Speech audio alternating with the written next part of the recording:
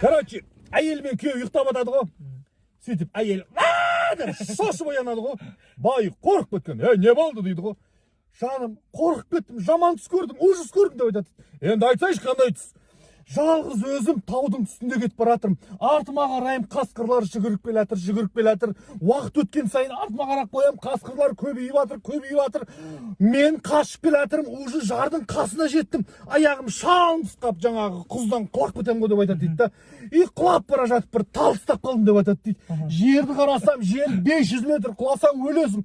Осы жерде шошып ояндым деп айтады. Көрдің ба, жүрегім әлі дүрсілдеп тұр, жаным дейді екен де, жаңа әйел айтып жатқан ғой. Сөйтсе бай тұрып, енді түс қой, енді болады енді.